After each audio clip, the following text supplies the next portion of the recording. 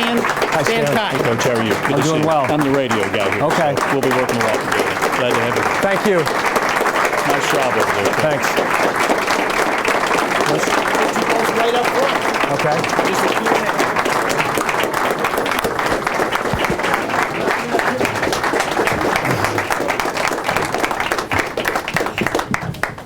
Coach, if you'll have a seat, what we're going to do here is, maybe as a means of introduction, I'll ask you a couple of questions, and then the fans here will get into the act as well. First of all, welcome to Wake Forest. You said to the media over there that when this job came open, you really hoped that you would be a candidate. Tell me why, and the thought process that went through your head there as you anticipated perhaps being a candidate for this job. Well, I mean, this is just a first-class institution, and I think it's the type of place that you want to be associated with. And when I was at the University of Richmond at the FCS level, I looked at programs to model our program after, and I really thought Wake Forest at that point was the model of how to build a successful Division I football program with high academic standards that was winning at a high level. And I stole a lot of things from Wake Forest at that time to build our Richmond program. And so it was one of those places that I always hoped that someday I could maybe be a candidate for. And when it opened, I just started getting pangs in my stomach, and I hoped that I could get involved with it. So again, it was a dream come true to be able to be here today. You also addressed the question about how the meeting went today with the Deeks, and the folks here, I'm sure, heard that. But talk some more about how that went. That first meeting with that group, I know, is probably a little anxious on both sides. But what did you see? What did you take away from that time with the players today? Well, the first thing you see is when you address a group of young men. I mean, these are guys that are sitting up. They're giving you eye contact. It's not a bunch of guys slouched over. It was really impressive, and it was great interaction. These are articulate young men. You could tell they're very proud of where they go to school, and they want to win football games. And their interaction, the questions they asked, I thought were great questions, and I think they're excited to get going. I'm sure the fans are excited to get going as well. If you'd like to ask Coach a question, raise your hand. I'll call on you, and what I'll do then, so that folks watching on WakeForestSports.com, so they can understand what the question is, I'll repeat it as best I can, and then Coach can answer. So again, just as loudly as you can. Ashby, we'll start with you. Coach, welcome to Wake Forest. We're really excited. Go Deeks, by God. Thank you. That's a good question. Next one. Your recruits at Bowling Green that are committed right now, if they solicited you and wanted to come to Wake Forest, would you consider, and they were good enough, would you consider taking them? Let me repeat the question, Coach, so the folks that are watching can understand it. And I think the question Ashby asked was the recruits that you have at Bowling Green right now, if they initiate to you that they might want to be considered a Wake Forest player, how does all that work? Well, the first thing to the people who committed to Bowling Green, they should honor their commitment, and I would never encourage a player to decommit. And I really hope that's not a bridge we have to cross. I mean, there's certainly some very good players there that we had committed, but I think it's wrong to recruit guys that committed to your previous institution. Now if they would open up their process and other schools were involved, you never say never, but I would not encourage them to solicit us, and that's something I really hope doesn't happen. Okay, down front. Yes, welcome to Wake Forest. We're glad you're here.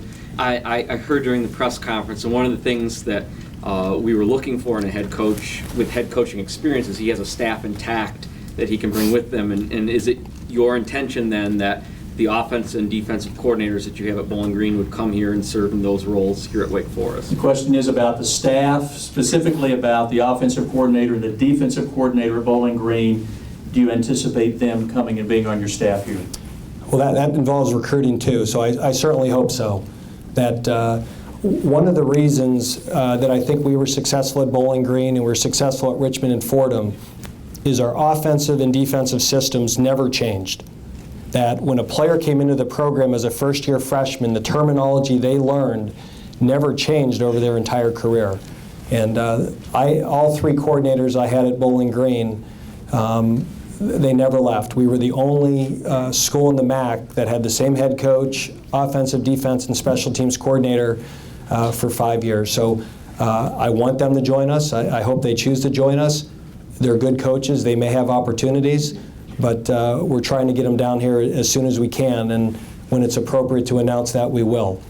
So now the rest of the staff, we're going to hire the best staff we can for Wake Forest University. That'll involve some coaches that worked with me at Bowling Green, maybe other coaches that work with me at other places. If the best coach is already at Wake Forest, we'll certainly consider them too. So we may have some guys that we retain. That is an art, not a science, and I'm not going to be in a rush to make a bad decision. When you run a football program and start a football program, the most important decision that I make is who I hire. And so we're going to take our time and get the right people in place that understand the values of Wake Forest, understand how competitive the football is, and also have experience recruiting the areas that we have to recruit to be successful here. Yes, my name is David Lawson, and I want to thank you for choosing Wake Forest. And you will get a chance to know me in the future. So. But the question is, you mentioned over there how important the players was, to winning, and how important is the support of the fans? Question is, how important is the support of the fan base? I mean, the support of the fan base is critical. When this stadium is packed and there's a vibe coming out of that locker room and we have fans, it gives this place an energy, and you have to create a home field advantage in college football. You need it. And our job as coaches is to put a product on the field that people want to come see. So our job is to put something out there that is entertaining, that people enjoy watching, and that we conduct our program in a way that people in the community feel that they're supporting something good and something positive. So it's a shared responsibility. We've got to do our job and recruit the right kids that have shared values, and we've got to play an exciting brand of football. And if we do that, I expect this place to be packed. And so our goal is to give you something that's worth supporting. Hi. What is your opinion on your athletes in the off-season doing other sports, for example, track, to kind of supplement their training and even get them a little faster or something like that? Question is about the football players and coaches' philosophy on what they or are not, what they are or are not allowed to do in other sports in the off-season, maybe track or baseball or other programs. Yeah, I think part of that is if you recruit a player telling them that they can do that going into it, then you have to allow them to do it. And I think those are things you have to talk about in the recruiting process so it doesn't become an awkward conversation into year 3. And my thing has been, as long as they fulfill all their football obligations, if they have enough spare time to play a second sport, go for it. That's hard to do. But we may have a 2-sport athlete at some point. I've had them, but it's very rare. With what we demand of the players in the off-season program, with spring football, it's hard to do that. Way to back. Coach, what is your opinion of Wake Forest tradition of open practices? Question is about, there has been for years now an open practice deal here at Wake, and the question is, will you continue that, or what's your approach to practice, and who can and who can't attend? Who asked that question? What's your name? Frank Johnson. Hey, Frank, come out to practice. So we will have open practices in the spring. We'll have open practices during camp. There will be times during a preparation week that we may shut practice down. But if you come to practice, just don't bring your cell phone and start taping. Then we'll throw you out. Back right? At Bowling Green, did you run a 4-man front on defense, or did you run a 3-man front? Question is about the defense at Bowling Green. We were based out of a 4-man front. We had a 3-man front that we ran as part of a dime package that we might use in 3rd and long during 2-minute defense. But we'll be multiple. But we have been based out of a 4-down philosophy. Why? What do you like? 4 down? 4-2-5. 4-2-5? We run a 4.25.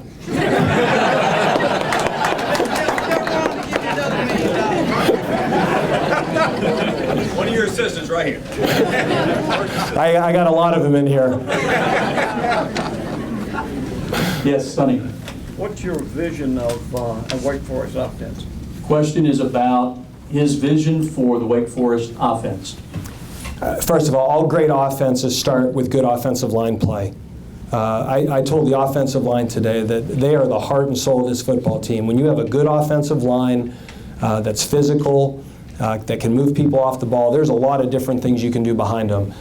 Our philosophy on offense is we are going to get the ball to our best playmakers, and we're going to use our personnel. So I'll give you an example. When I first got to Bowling Green, we took over an offense that had been a spread. So we had about 14 or 16 receivers on scholarship and only 2 tight ends.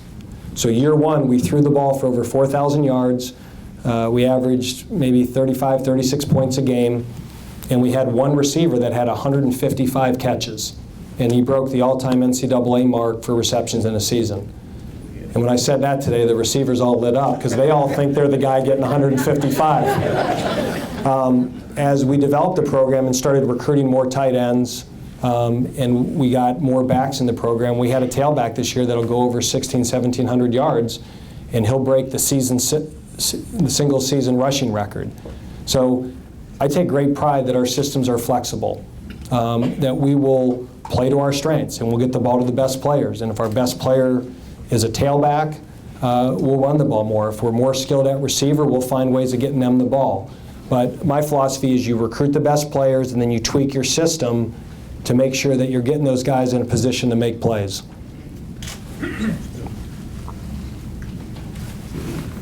Yes. I'd like to see you consider continuing the tradition of the women's football clinic.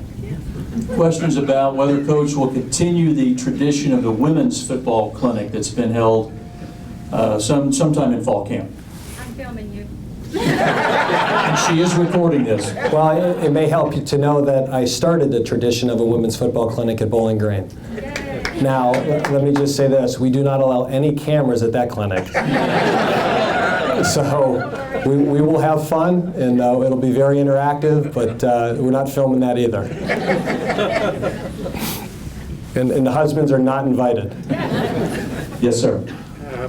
I went to Wake Forest Medical School, and my son, Tim, is a university chaplain now, but hopefully we can keep him out of your operation. But I hope your wife is happy about coming. And the reason is, behind every successful man is a sweet, loving, caring wife constantly pointing out his faults to keep him humble. And women can overdo that. So I hope you're strong enough to deal with your wife's criticism. Question or comment about How are we going to phrase the this support one? of your wife? No, you got it. I first want to introduce my wife, Catherine, and everybody in the audience.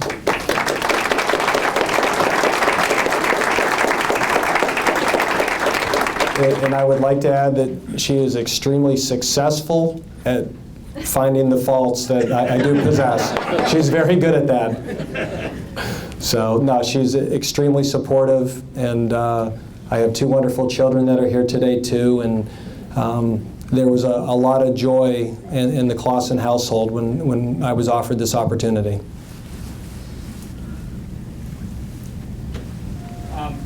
Recruiting, we've had a lot of recruits, good recruits from Florida, and I think a few years ago we had the 5th most players from Florida of any Division I school. What areas do you intend to really recruit in? Question is about recruiting and what areas of the country you intend to focus in on. Well, I think you look a lot at the footprint that Wake Forest already draws students from. Obviously, we've got to do a great job in state. A quarter of all the students at Wake Forest come from North Carolina, and our football team and our recruiting efforts should be somewhat proportional to that. There's a lot of good football in Florida, and there's a lot of good academic schools in Florida. And Florida was the 2nd most represented state on our team at Bowling Green, and we'll continue to recruit Florida hard. But I think we've got to recruit the entire Atlantic Seaboard. I think one of the great sells of Wake Forest is we are an elite academic institution. And people that really want to get a world-class education and play big-time football, there's not a lot of schools in the country that offer both. And so I think we have the ability to stretch out a little bit and go to more places because how few institutions offer that combination like Wake Forest does. So we will recruit the Southeast, we'll get down to Florida, we'll recruit the Atlantic Seaboard. We may get out to Texas a little bit. The heart and soul of the program will come from there. The arms and legs can come from anywhere in the country. We'll look anywhere for a great player that wants the things that we offer.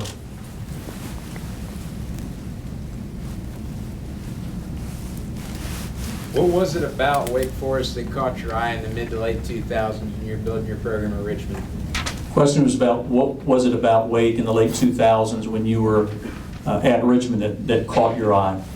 Well, I think, and I've said this before, every school I think has a formula to win. And part of my job is figuring out what that formula is. And when you have a school like Wake Forest that you have high academic standards, and it is rigorously academically, it might be different than if you're at a different type of institution. I don't think there's a cookie cutter plan you can have for every school. So I viewed our challenge at Richmond in our conference very similar to the challenge that Wake Forest had in the ACC. We were the smallest, one of the most expensive, most challenging academic schools in a predominantly state school land grant institution. And Wake Forest found a way to win at a very high level with those same advantages. So to me, you just couldn't take what you do at a state school and apply the same formula to Richmond. And so I studied programs that were having success that I thought were very similar. I studied Northwestern, and at the time Wake Forest was doing great things. And I think that I really enjoyed my time at Richmond. I liked working at a school like that. And again, Wake Forest is a lot of those same things at a higher level of football. Anybody else? Yes. I think that, while we haven't won the games we would have liked to in the last few years, I think one of the great things, if I were you, is that you're inheriting a program that the standards haven't changed. I mean, the kids are great, the way they go about it, and the way they represent us as fans. We never have to be ashamed of Wake Forest athletics. And so congratulations on being here, and I think that Jim Grove, you don't have to clean up anything. So the comment was that Coach doesn't have to clean up anything because of what Coach Grove has done here. That is one of the challenges of this job, that I am taking over for a man of great integrity, who is one of the most respected college coaches in the country. Jim Grove was a guy that everybody in coaching knows that he did things the right way, and had high values, and again, great character and great integrity. And those are big shoes to fill. They really are. He's a guy that I have tremendous respect for, and at some point I hope to meet with him and learn from him. But he had a great run here, and I hope 13, 14 years from now people could say the same thing about the way we run our program. Yes. Hi. You've touched on it a little bit, but how important are academic standards to you for your athletes to maintain, and do you plan on implementing consequences for the athletes who do not maintain that standard? The question was about academic standards, and will there be consequences for the athletes who don't maintain a certain level of academic success? Yeah, I think I've been a head coach 14 years, so this isn't my first rodeo. Okay, our players will sit in the first 2 rows, they won't wear a hat, and they'll be 5 minutes early. And if they don't do that, we consider them absent. And there will be a consequence if they're not there. And I think you got to get to the point that, I hate saying minimum standards, we want our players to excel in the classroom. I was proud at Bowling Green of the number of 4.0s we had, that we had over, I believe 40 or 50 of our student athletes last year had over 3.0s. So, we don't want guys to just barely be eligible so we can keep them on the field. If we do that, we're doing a disservice to them. So there will be standards, tough love, encouragement, however you want to word it, of minimums they have to do, but we want our players to excel in the classroom. It's like saying, geez, if we can just win 6 games and go to a bowl, we'll be happy.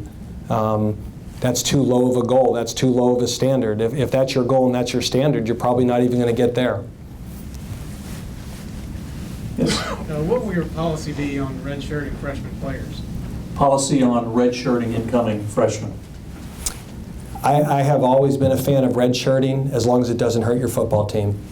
If a true freshman comes in that they can play and help the football team win, we're going to play them. I am not going to put a freshman on one special team or put them in the last 5 plays of the game and burn a year of eligibility. To me, that's a way to gain an advantage. And so typically I have redshirted about 2/3 of the freshmen and played 1/3 of them. So we had a tremendous freshman this year at Bowling Green by the name of Ronnie Moore. Ronnie Moore is fast. Okay, you could see that day one, and we got him very involved with the offense. If you watched our MAC championship game the other night, I mean, he scored a touchdown early, we threw a wheel route to him, and he was an impact guy that could help us win games. So the best players will play. We won't force freshmen into backup roles that they're playing 5 or 10 or 15 snaps a game and lose a year of eligibility. That's a way to gain an advantage. Another question, if that's all right. I think it's okay. We have, passionate fans. We're ready for a winner. We've had some down years in several of our programs, and that's sort of obviously winning brings people back. But I think we're ready for some energy. And what sort of thoughts do you have about sort of getting students involved, fans from both alumni and the community that might not have ties to Wake Forest, but just creating more of excitement around the program and in the stadium on game day? Oh, first, I'm sorry. The question is how to get students, fans, all those moving parts re-energized and back into what we're doing. Well, I think one of the beautiful things about Wake Forest is how small it is and how personable it should be. I mean, so we certainly need to reach out and get in the dorms and, get into the Greek life and try to get people involved, and I'll do that. But the best way to sell the program is to just make yourself accessible.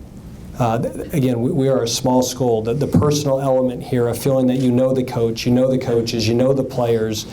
If we can connect with the students here on a personal level and give them a reason to come, that helps. And I'll tell our players, every student here is a potential fan, and never miss an opportunity to get a fan to a Wake Forest football game. And part of it might be, how they conduct themselves in a classroom. If they conduct themselves with class and the other students see that, it gives them a reason to support us.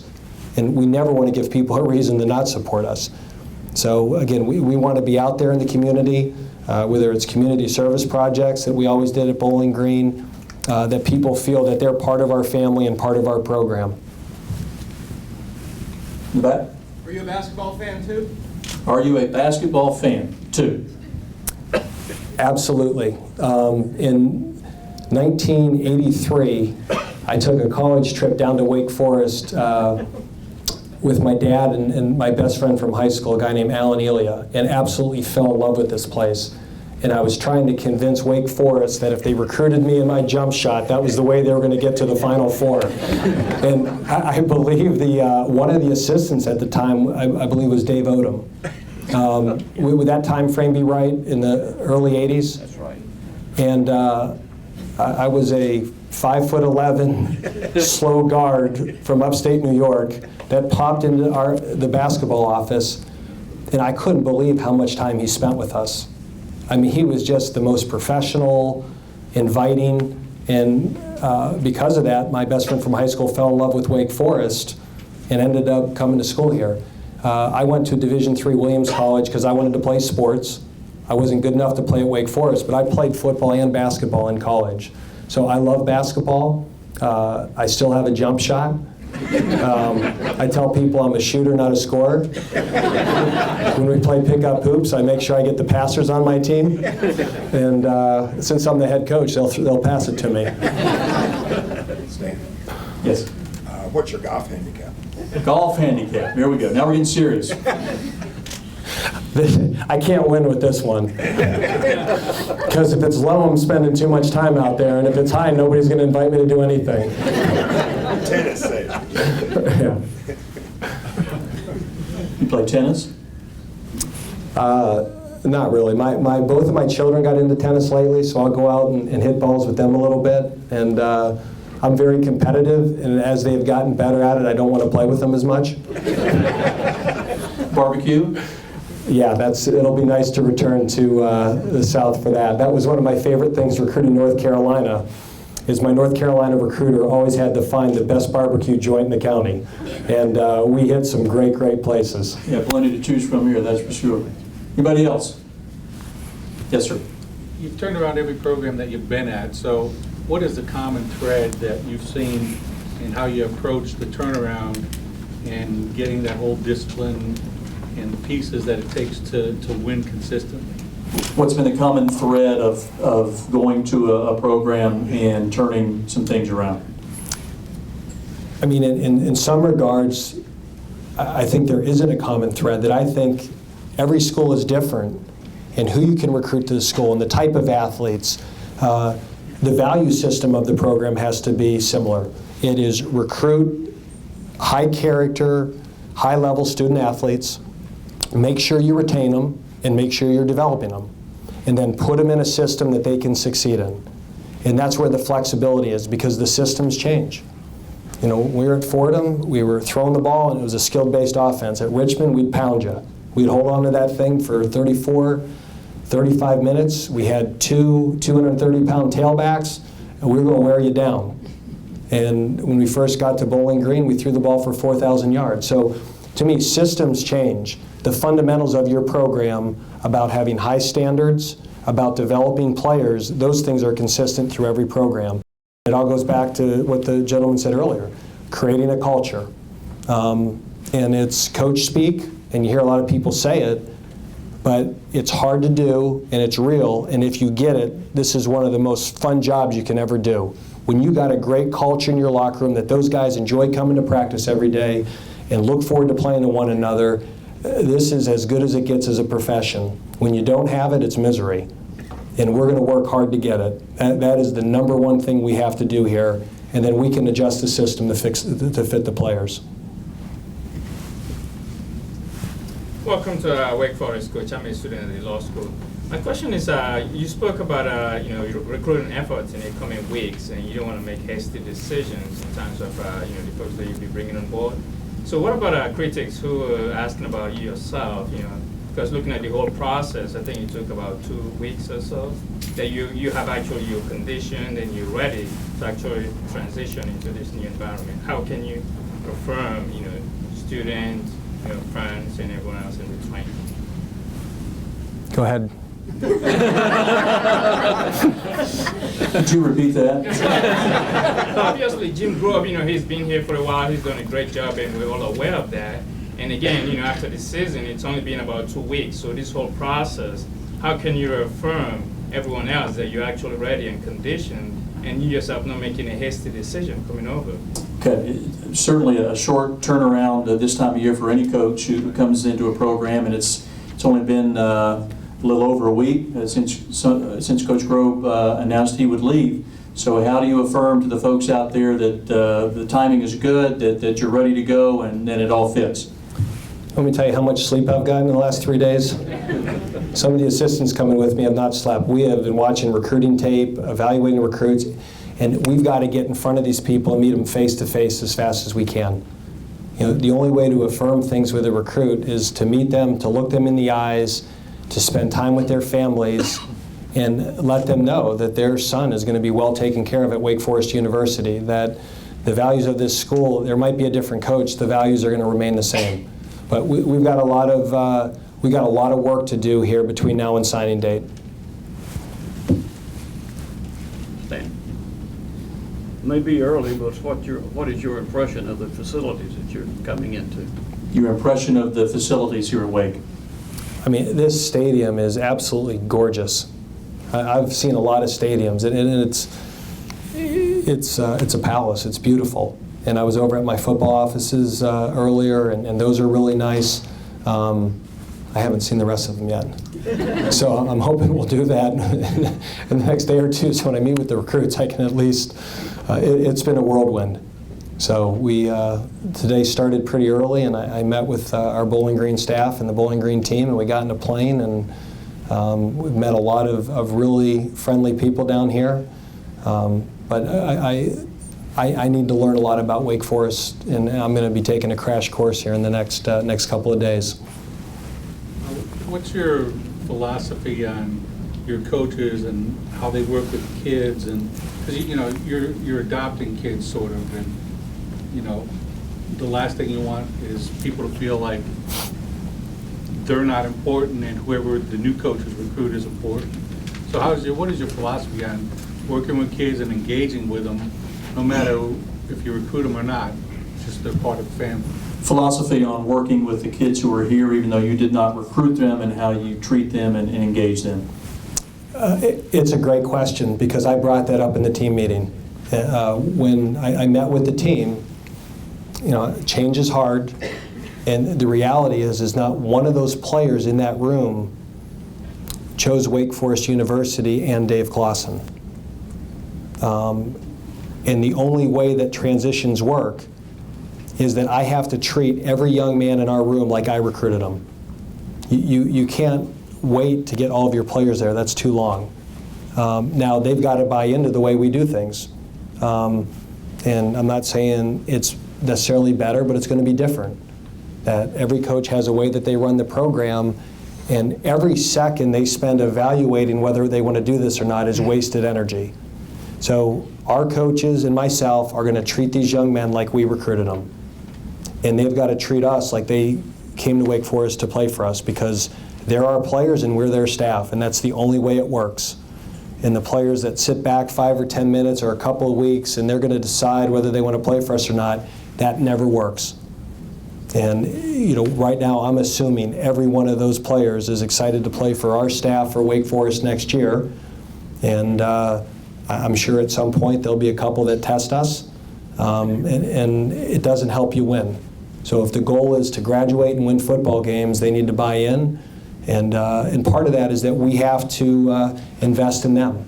We've got to build relationships as fast as we can with the existing players so that we start creating that culture that we talk about that's required to play high level and winning football.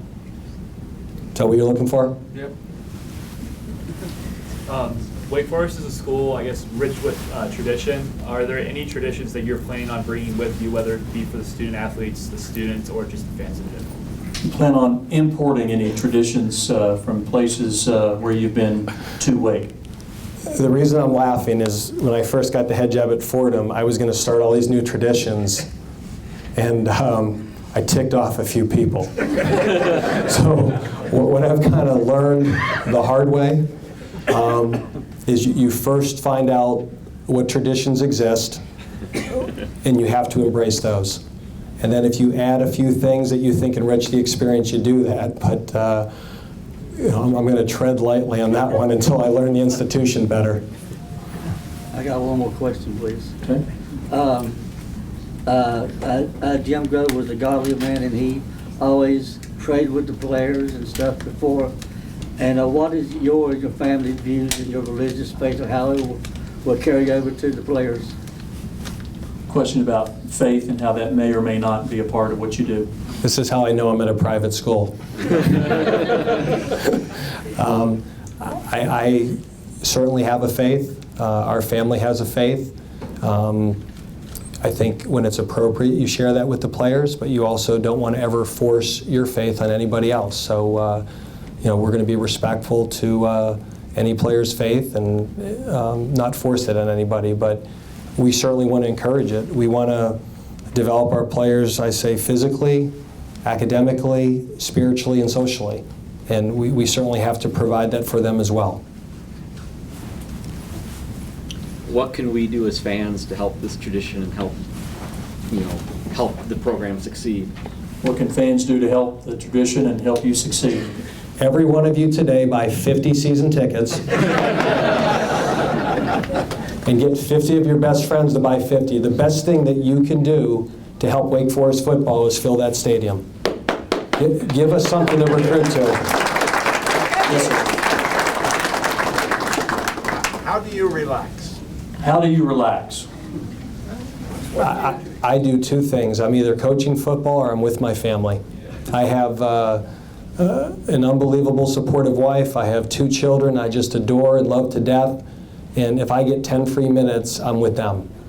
So that's, this is a very demanding profession. And when you have children the age of 12 and 14 like we do, to me, to go out and play golf for 6 hours on a Saturday is selfish. So if I have any free time, I am with my family. And when I'm with them, that's the only time I can let football go. And if I'm honest, and my wife will tell you, I never let it go. She'll go, you're thinking about it again, aren't you? Yeah. Anybody else? Is it August yet? Is it August yet? Well, we'll be here soon enough, right, Coach? We're not ready yet. The beauty of this right now is, I think our first game is August 28th. Is that correct? Yes. So between now and August 28th, I'm the only undefeated coach in Wake Forest history. And I'm going to enjoy that run. What about the disciplines, the small things? Because, I see programs sometimes where, when the kids are coming in, doing the walk, they have headphones on, they're not interacting with people, they're not, dressed. Other programs I see, they have that discipline. Mm-hmm. What's your philosophy? Some of the little things, some of the little disciplines about players and how they interact with folks. Well, I don't think things are little things, because I think when you let little things go, they end up becoming big things. And those are issues. I mean, we had a traditional Falcon Walk at Bowling Green. And the first time we did it, I got 3 emails that we had players with headphones on. The next one, we didn't have headphones on. That if we want our fans to support us, it's a two-way street. We've got to be there for them and appreciate the support we're getting. And so that, there aren't little things. I've seen little things become big things, and those can destroy programs. Now, are our players going to be perfect? No. We've got 100, 110 young men between the ages of 18 and 22-year-old. There is not one segment of the university population that's perfect. So we're going to stress discipline. We're going to have high standards. At times, the young men in our program going to make mistakes. They will, and we'll address those things appropriately. And a lot of it will be in-house. But we want to be a credit to this university. We want to be a credit to the Winston-Salem community. We want everybody that has ever attended Wake Forest, attends Wake Forest, works at Wake Forest, to take tremendous pride that that is their football program. And we want the community to feel the same way about us. And that is one of the major goals that we have. Yes, sir. Could you just talk about your goals for the season as far as wins, and then how we're going to do in the ACC and the next couple of years after that? What do you see us? Goals for the season, wins in the ACC, and all that fun stuff. We'll win them all. We'll win every one. That's going to be our goal every year. And we're going to work like crazy to achieve that goal. Is it real? I don't know, but if you ever say that's not the goal, you're setting yourself up for failure. Folks, here's your new football coach, Dave Clawson. Yeah, thank you. Yeah, likewise.